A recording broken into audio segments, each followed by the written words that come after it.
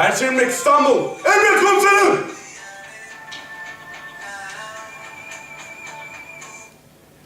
If you think the army was like that, you're terribly mistaken.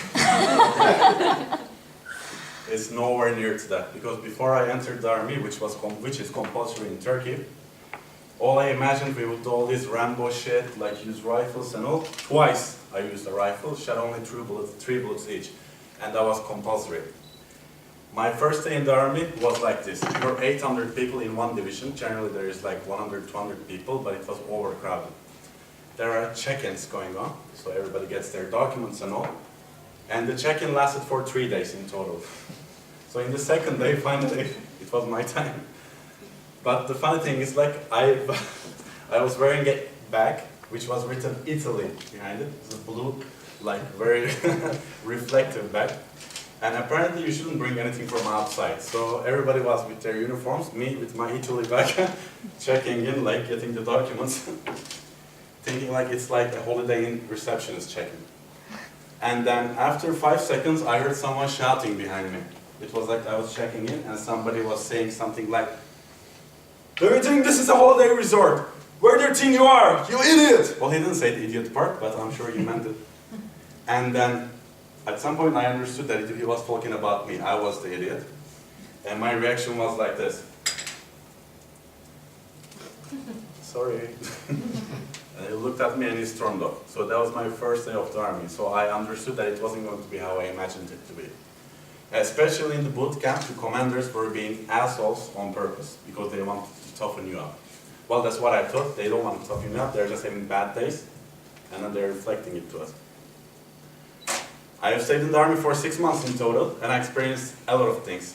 When I was in Adana at my main service, which lasted for 5 months, I remember this story where, because there are short-term soldiers and there are long-term soldiers. Short-term soldiers are the ones who graduate from the university, which is only 6 months. Long-term soldiers, it was 15 months for them, and they're the less educated ones, so less privileged ones. But we were all together, so you could also experience these people which you would never actually come across on the street, which was a great experience.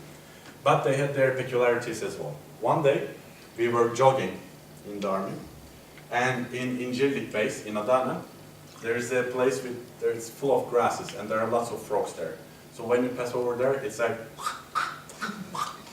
everywhere. But imagine 1,000 of those quacking all the time. So one of the guys had enough. It was like 20-year-old guy from Diyarbakir, like very thin, with darker skin. And he wanted to show his reaction to the frogs. So what he did, we were running. And behind us, the guy had enough, and he said to the frogs, I'll say this in Turkish because it's impossible to translate, but he said something like this. Kurbağalar, vır netyum. It was something like, frogs, why am I squeaking? He wanted to say, why are you squeaking? But he said, why am I squeaking? He was very excited about this opportunity. Hoping that the frogs would stop at some point, but they didn't. And my favorite story in the army,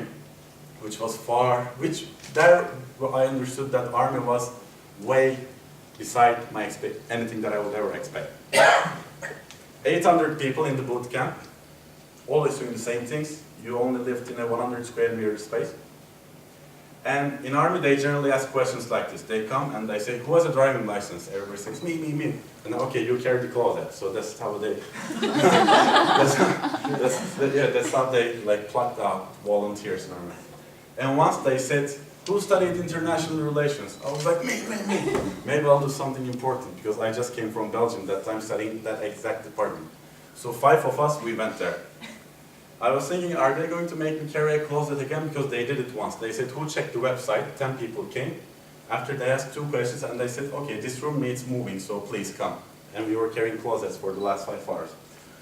In the international relations thing, it was actually for the topic. So they took 5 of us, and the major, and it's very hard to see a major in the boot camp. The highest you see is Asubay, which is like a lieutenant, more or less. And the major asked, okay, what do you do related to international relations? One guy said, oh, I taught English, blah, blah, blah.